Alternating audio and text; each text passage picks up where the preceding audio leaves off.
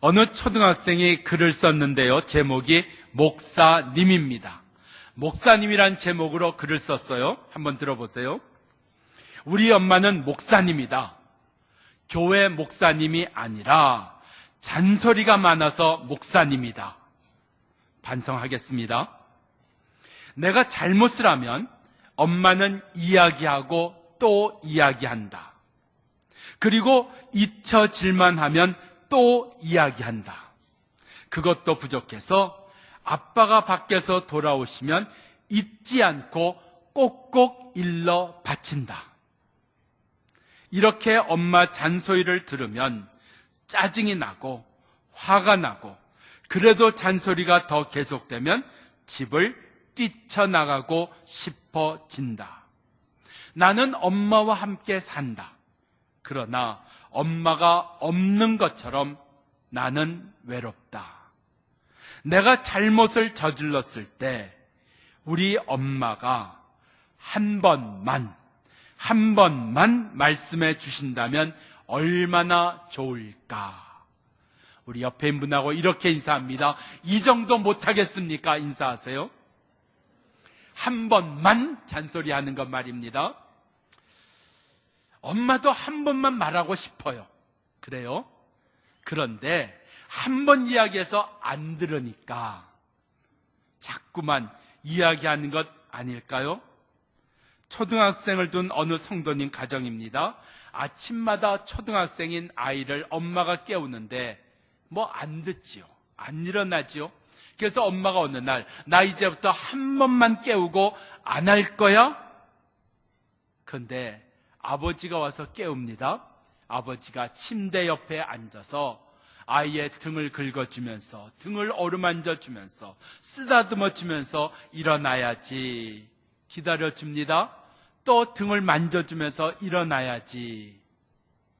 아이가 그게 좋았던가 봐요. 어느 날 엄마한테 이렇게 했답니다. 엄마, 더 이상 나를 깨우지 마. 나는 이제부터 아빠가 깨울 거야. 잔소리가 문제일까요?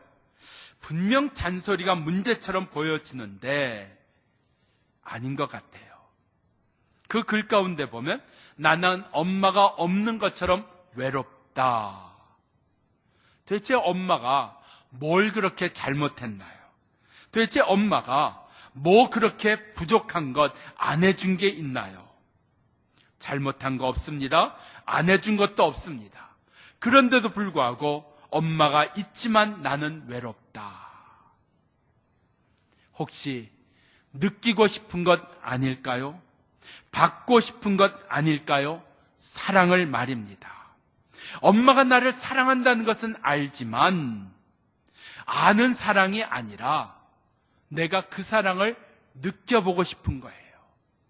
엄마가 나를 사랑한다 그런 이야기를 많이 하시지만 그 엄마가 나를 사랑한다는 그 엄마가 갖고 있는 지식을, 엄마의 사랑을 느껴보고 싶은 것 아닐까요?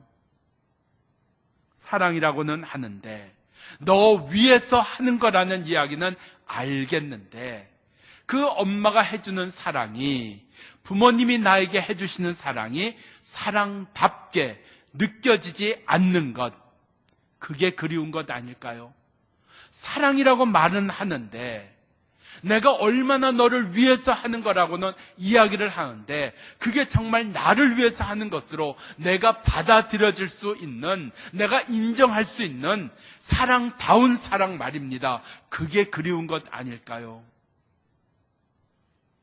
오늘 성경 8절은 여호와께서 우리를 기뻐하시면 우리를 그 땅에 들어가게 하시고 여호와께서 우리를 인도하시고 그 땅을 주실 것이라 말씀하고 있습니다. 여호와께서 우리를 기뻐하시면 우리가 여호와를 기쁘게 하는 일을 위하여 예배도 드립니다. 봉사도 합니다. 그리고 열심히 헌금도 합니다. 하나님의 일도 합니다. 그런데 내가 이렇게 드리는 예배와 헌금과 이 봉사가 하나님을 기쁘시게 한 것일까요? 하나님을 위해서 하는 일이라고 하는데 하나님께서 정말 나를 위해서 그렇게 하는 거구나 하고 인정이 되실까요? 가끔 식사 대접을 받을 때 있습니다. 목사님 특별한 거 준비했습니다. 이럴 때 가슴이 철렁합니다. 저는요, 안 먹는 게 분명하기 때문입니다. 대전에서 목회할 때였습니다. 성도님이 그 성도님과 같이 신방을 하는 우리 교회 권사님이 그래요. 목사님, 오늘 이분이 특별한 거 준비하셨어요. 아주 귀한 거 준비하셨어요. 보통 때 잘 못 먹는 거 준비하셨어요. 그래서 그날 기대를 잔뜩 했습니다. 그리고 신방을 다 하고 예배 끝나고 간 집이 어딘지 아세요? 오리 전문점. 오리밖에는 없어요. 전골도 오리, 구이도 오리, 하여튼 다 오리더라고요. 저는요, 오리나 개나 산 거 죽은 거 다 싫습니다. 나 위해 준다고 오리를 대접해요. 근데 나는 가장 참혹한 거예요. 우리가 하나님을 기쁘시게 한다고, 하나님을 사랑한다고 하는데 하나님이 정말 기뻐하셨을까? 하나님이 정말 나를 사랑하는 거구나 인정하셨을까? 내가 자녀를 위해서, 내가 자녀를 사랑해서 했는데 자녀가 정말 내가 한 사랑을 사랑이라고 느꼈을까? 내 아내가 그렇게 느꼈을까? 여기에 문제가 있습니다. 나는 분명 위에서 말해줬다고요. 나는 사랑했다고 하는데 그는 사랑이라고 느끼지도 못했고 그는 사랑이라고 인정할 수도 없었다면 고쳐야 됩니다. 고치셔야 됩니다. 금년 한 해 우리 가운데 더 분명하게 하자.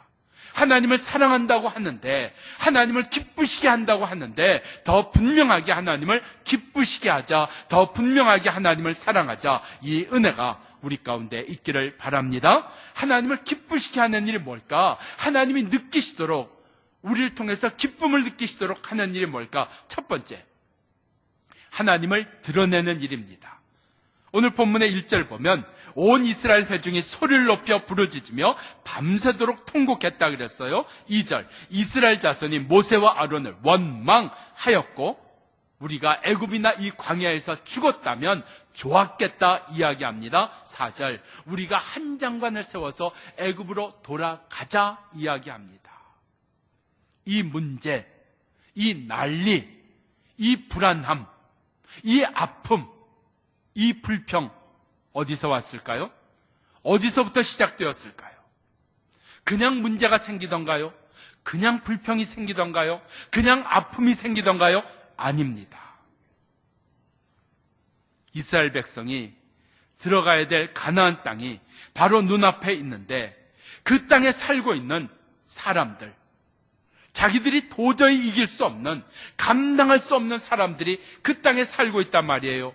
그 땅을 뺏을 수도 없습니다. 아니, 빌려서 살 수도 없습니다. 어떻게 해볼 수 없는 그런 문제가 있단 말이지요.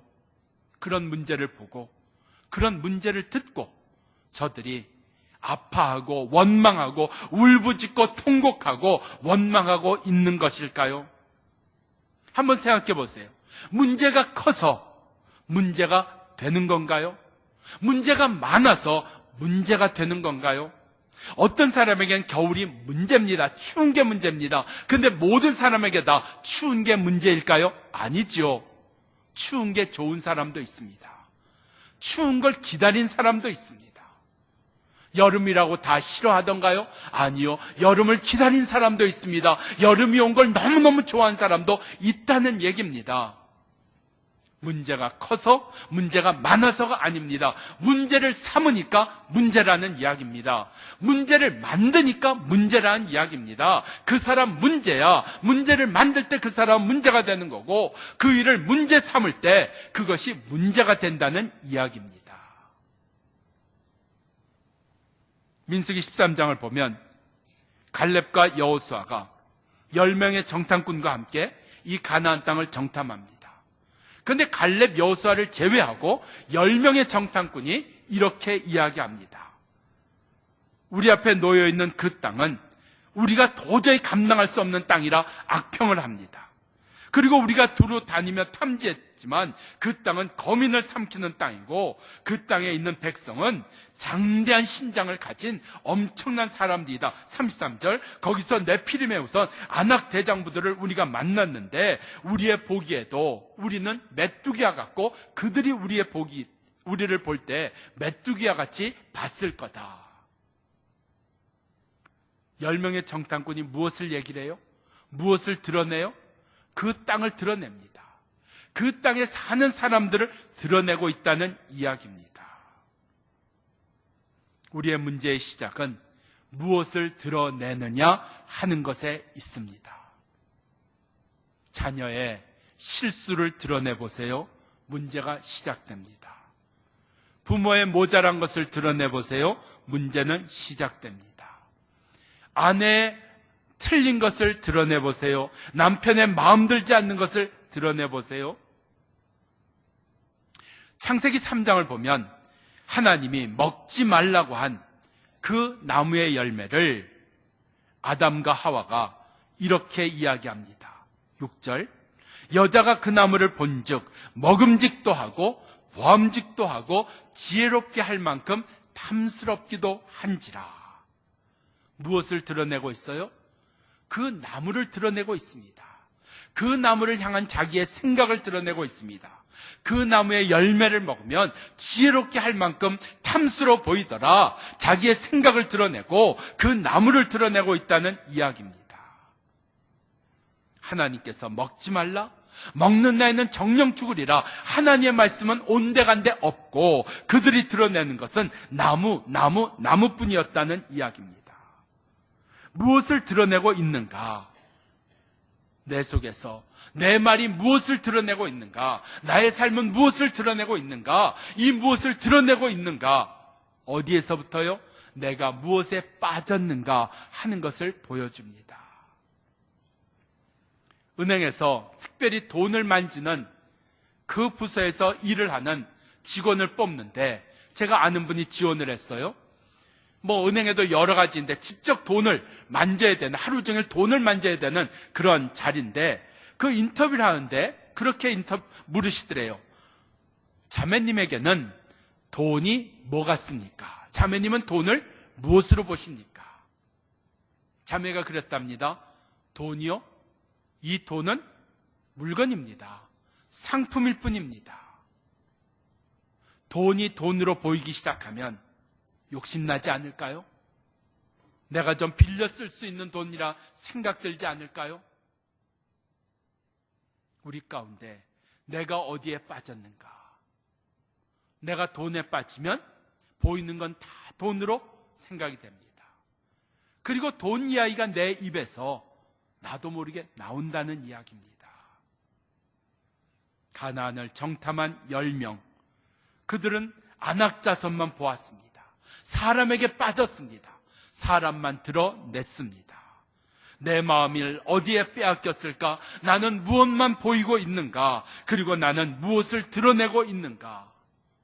내가 드러내고 있는 것, 거기에 문제가 시작됩니다.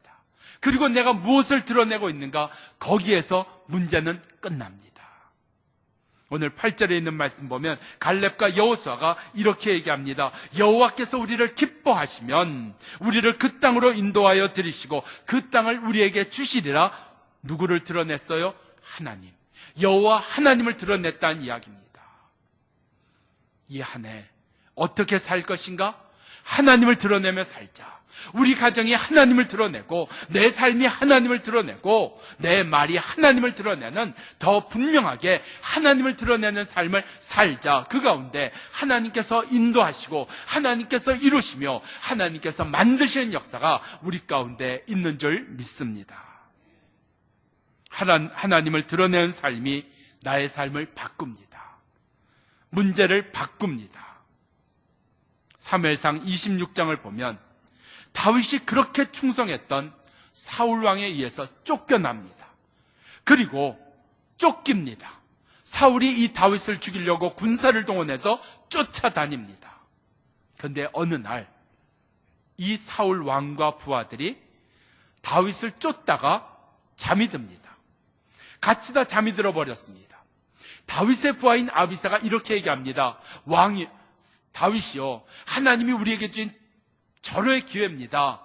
지금 이렇게 무방비 상태 아닙니까? 우리가 사울을 죽입시다.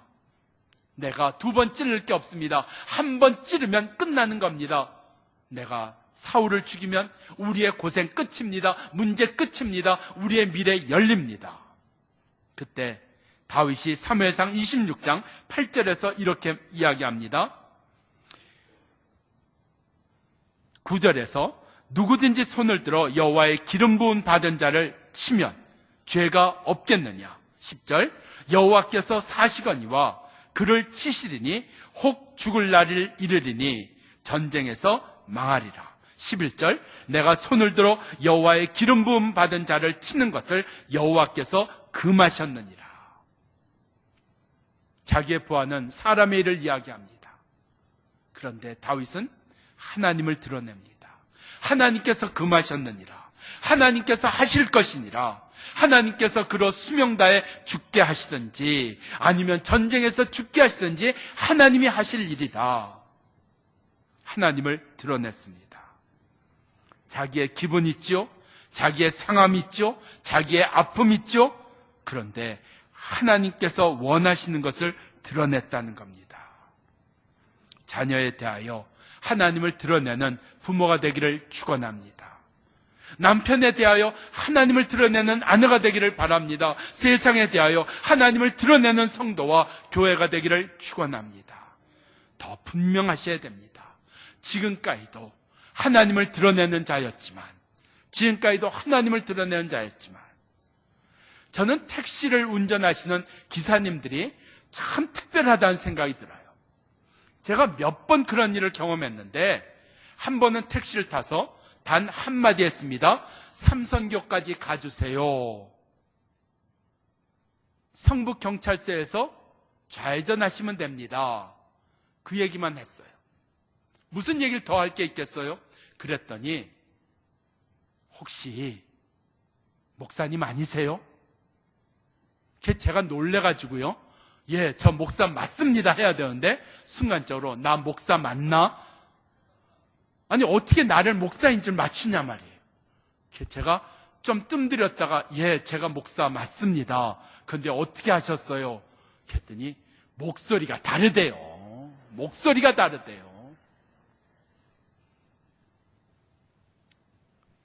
한 번은 식당을 갔습니다. 식당 가서 이제 겨울이라서 코트를 입었는데 그 일하시는 분이 제가 코트를 걸어드리겠습니다 했는데 제가 또 겸손하잖아요. 제가 그랬어요. 괜찮습니다 했더니 저보고 그래요. 목사님이시죠? 그러더라고요. 제가 어떻게 하셨어요? 저희는 하도 사람을 많이 대해서 척 보면 압니다. 목사 같아요? 하나님을 드러내시는 자 되기를 바랍니다. 여러분 얼굴에서 하나님을 드러내시고 목소리에서 좀 드러내시고 며느리 쥐잡듯 잡지 마시고 사위 못마땅해 하지 마시고 좀 사위에 대해서도 며느리에 대해서도 좀 하나님을 드러내는 은혜가 이 안에 우리 가운데 있기를 바랍니다. 하나님을 드러내셔야 돼요. 민수기 14장 30절에 오직 하나님을 드러내었던 갈렙과 여호수아만이 가나안 땅에 들어갔습니다. 하나님을 드러내는 일은 선택이 아닌 것 같아요. 이 안에 내가 분명하게 살아야 될 삶이 하나님을 드러내는 삶. 쉽지는 않습니다. 직장에서 드러내는 일이 쉽지 않습니다. 제가 택시에서 식당에서 목사라는 사실이 밝혀진 다음부터는 제가 가만히 있습니다. 아무 얘기도 안 합니다. 우리 가운데 불편한 거 생길 겁니다. 어려운 것도 생길 겁니다. 고기를 구워주는 식당을 가면 도와주는 자매님들이 있습니다. 그런데 같이 간 분들이 저를 뭐라고 불러요? 교수님이라고 불러요? 선생님이라고 불러요? 오빠라고 부르면 제일 좋은데 거의 없습니다. 목사님이라고 부르죠? 그러면 일하시는 분이 힐끔 쳐다봅니다. 목사 어떻게 생겼나? 그러면 제가 그리고 나올 때 수고하셨다고 반드시 제가 봉사한 일에 대하여 얼마를 이렇게 드립니다. 그래야 목사다운 거 아니에요. 큰 목사님이라고 이 사람 고기 집어줘, 저 사람 뭐줘, 다 그렇게 얻어먹기만 하고 받아먹기만 하고 나올 때 말로만 수고하셨어요. 그 사람에게 전도하면 믿겠어요? 우리 가운데 하나님을 드러내는 일이 뭔가? 돈도 좀 쓰셔야 됩니다. 마음도 곱게 쓰셔야 됩니다. 말도 좀 잘하셔야 됩니다. 하나님을 드러내는 이 안에 되기를 축원합니다. 두 번째로 하나님을 기쁘시게 하는 일이 뭘까? 하나님께 순종하는 일입니다. 9절, 오직 여호와를 거역하지 말라. 또 그 땅 백성을 두려워하지 말라. 그들은 우리의 밥이라. 그들의 보호자는 그들에게서 떠났고 여호와는 우리와 함께 하시느니라. 순종이 어려우십니까? 틀림없을 겁니다. 그런데 순종이 어려운 이유가 어디에 있을까요? 순종의 내용을 모르니까 어려운 것 아닐까요? 어려운 것 아닐까요? 저는 가끔 우리 교회 부엌에 가서 권사님들이 음식 준비하시는 것을 가끔 이렇게 볼 때가 있어요. 저울에 달아가지고 숟가락 골라가지고 거기다 뭐 양념을 놓고 이렇게 하는 게 아니라 그냥 다른 이야기 하면서 뭐 다른 거 하시면서 그냥 집어넣는데 맛은 기가 막혀요.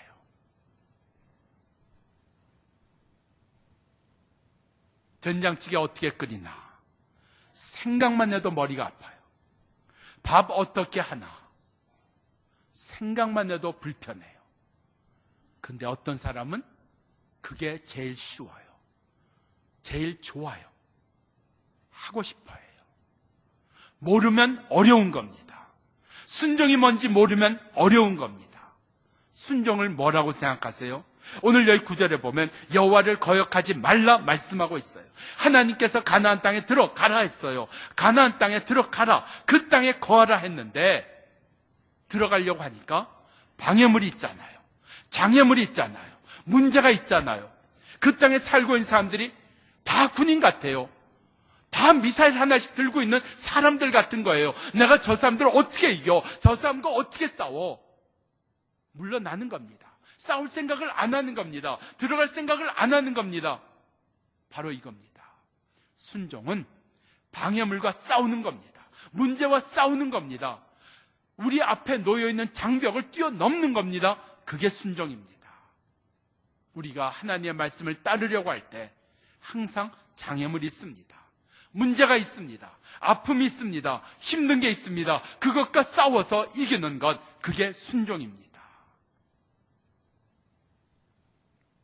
오늘 이스라엘 백성은 싸워야 했습니다. 근데 싸우려고 하지를 않았습니다. 그래서 순종이 어려운 겁니다. 싸우려고 하지 않는 것, 싸우지 않는 것, 그것이 우리를 어렵게 만드는 이유입니다. 사무엘상 15장을 보면 이스라엘과 아말렉이 전쟁을 할 때 하나님께서 사울 왕에게 아말렉의 모든 것을 다 진멸해라, 죽이라 명령하셨어요. 그런데 15장 9절에 보면 이런 얘기가 나옵니다. 사울과 이스라엘 백성이 아말렉 왕과 양과 소의 좋은 것과 기름진 것은 진멸하기를 즐겨하지 아니하였더라. 왜요? 자기 마음에 좋은 것을 원했으니까요. 자기 마음에 좋은 것을 보았으니까요. 우리의 싸움의 대상은 아말렉이 아닙니다. 내가 원하는 것과의 싸움입니다. 내가 보기에 좋은 것과의 싸움입니다. 내가 원하는 것과의 싸움. 그게 사무엘 16장에 나옵니다. 사무엘상 16장 6절에 보면 하나님은 사무엘 선지자를 통해서 이스라엘의 두 번째 왕을 세우기를 원하십니다. 사무엘 선지자입니다. 허튼 사람 아닙니다. 허튼 생각한 사람 아닙니다. 하나님의 말씀을 따라 이새의 집에 가서 그 아들들을 심사합니다. 첫째 아들을 보고 6절에 사무엘이 이새의 첫째 아들 엘리압을 보고 마음에 이르기를 여호와께서 기름 부어 왕으로 세우실 자가 과연 이 앞에 있도다. 그렇게 결정합니다. 사무엘이 너무나 사람 보는 눈이 없어서 그랬을까요? 아닙니다. 자기 마음에 드는 사람이 꼭 여기 있는 거예요. 자기 마음에 꼭 들었어요. 선지자인데도 말입니다. 오늘 우리가 이만큼 신앙생활 했지만 우리 마음에 원하는 것 있습니다. 내 마음에 맞는 것 있습니다. 내 생각에 옳은 것 있습니다. 그런데 7절 말씀 보니까 여호와께서 사무엘에게 이르시되 그 용모와 신장을 보지 말라. 나는 이미 그를 버렸노라. 사람의 보는 것과 나는 같지 아니하다. 사람은 외모를 보거니와 나는 중심을 보느니라. 그리고 8절에 사무엘이 마음을 바꿉니다. 기준을 바꿉니다. 생각을 바꿉니다. 이게 순종입니다. 우리 가운데 내 생각이 있었지만, 내 원하는 것 있었지만, 내 주장 있었지만 말씀을 듣고 바꿀 수 있을 때 순종입니다. 순종하지 않아도 별일 없습니다. 순종하지 않은 사람만 골라서 코가 이만큼 나오게 하신다든지 벼락이 떨어진다, 그러면 다 순종합니다. 100% 다 순종합니다. 근데 그런 일 안 일어납니다. 그런데 일어나는 일이 있습니다. 하나님과 멀어지십니다. 순종이 안 되면 하나님과 멀어집니다. 멀어질 때 일어나는 일이 오해입니다. 오해. 부부 사이의 제일 큰 문제는 오해입니다. 함께 일하는 사람 사이에 제일 어려운 일은 오해입니다. 부모 자녀 사이에 힘든 일은 오해입니다. 멀어지면 오해가 생긴다는 겁니다. 하나님께 순종하지 아니할 때, 하나님의 말씀을 이루기 위해서 내가 싸워야 될 일 앞에, 내가 이겨야 될 일 앞에 싸우지 아니하고 이기지 아니하면 계속 오해가 생기는 거예요. 잘해준다고 하는 것이.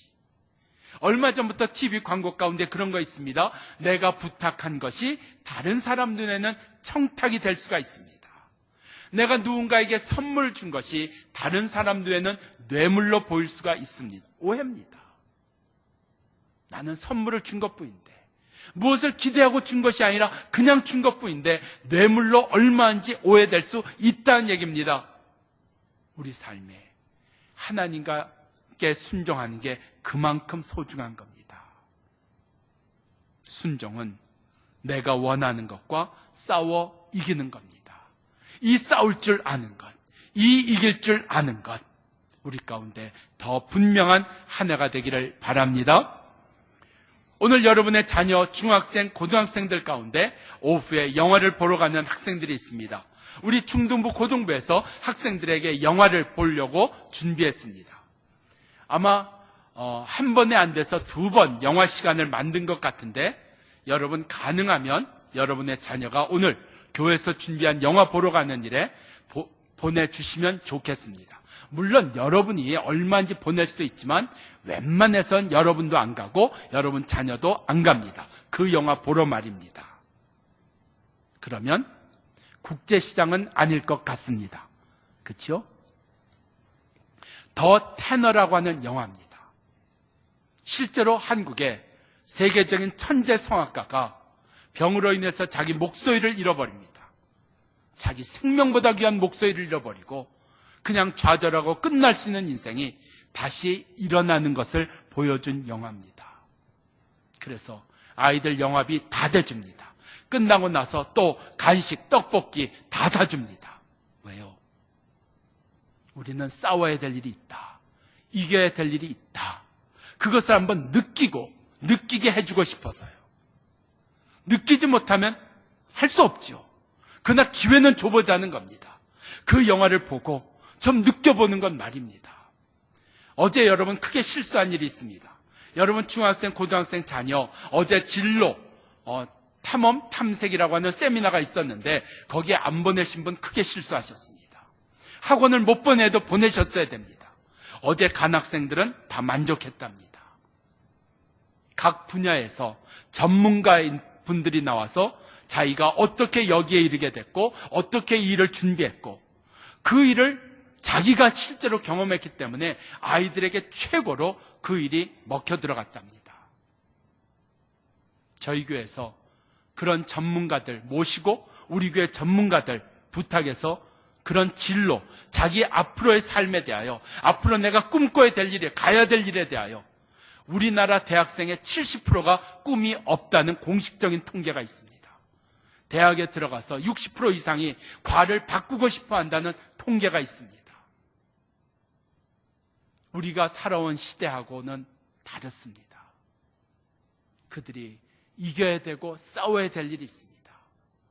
오늘 이 안에 내가 순종하기 위해서 싸워야 될 일이 무엇인가, 이겨야 될 일이 무엇인가 더 분명해지는 한 해가 되기를 바랍니다. 세 번째로 하나님이 기뻐하시는 삶, 하나님을 끝까지 믿는 일입니다. 10절, 온 회중이 그들을 돌로 치려 하는 동시에 여호와의 영광이 회막에서 이스라엘 모든 자손에게 나타나니라. 믿음이 뭘까요? 세상을 변화시키고 상대를 변화시키는 게 믿음이라고요? 아니요. 믿음은 관계를 지켜주는 게 믿음입니다. 남편과 아내와의 관계를 지켜주는 것 믿음입니다. 하나님과 나와의 관계를 지켜주는 것 믿음입니다. 우리 가운데 이 관계가 지켜지도록 왜 실망시키는 일이 없을까요? 왜 속이는 일이 없을까요? 왜 못되게 하는 일이 없을까요? 왜 나를 힘들게 하는 일이 없을까요? 왜 나를 넘어지게 하는 일이 없을까요? 있습니다. 있으면 다 갈아치울 겁니까? 있을 때마다 안 볼 겁니까? 있을 때마다 떠날 겁니까? 일어날 때마다 등 돌릴 겁니까? 미워할 겁니까? 아내는 실망시킨 적 없나요? 남편은 힘들게 한 적 없나요? 자녀는 배반한 적 없나요? 부모는 나를 어렵게 한 적 없나요? 그 어렵게 했을 때, 그 힘들게 했을 때, 그렇게 배반했을 때, 그렇게 나를 실망시켰을 때, 그럼에도 불구하고 관계를 지켜주는 것 믿음입니다. 이 안에 하나님을 기쁘시게 하는 일이 뭐냐고요? 내가 끝까지 믿음으로 사는 일입니다. 내가 실망스러운 일을 만났고, 마음에 들지 않는 일을 만났고, 내가 아픔을 만났지만 그래도 이 관계를 지켜가는 믿음 말입니다. 실망했다고, 손해봤다고, 나를 어렵게 했다고, 나를 힘들게 했다고, 나를 욕했다고 밀쳐버리고 등 돌리고 떠나고? 아니요. 성경은 우리에게 이렇게 말씀합니다. 너희가 어린아이의 일을 버려야 된다고요. 어린아이의 일을 버려야 된다고요. 아이들 놀다가 너하고 안 놀아. 너하고 안 놀아. 언제까지 너희가 어린아이의 일을 행하겠느냐? 끝까지 믿음 지키는, 이 믿음으로 관계 지키는, 그래서 하나님을 기쁘시게 하는 그 역사가 있기를 바랍니다. 기도하십시다.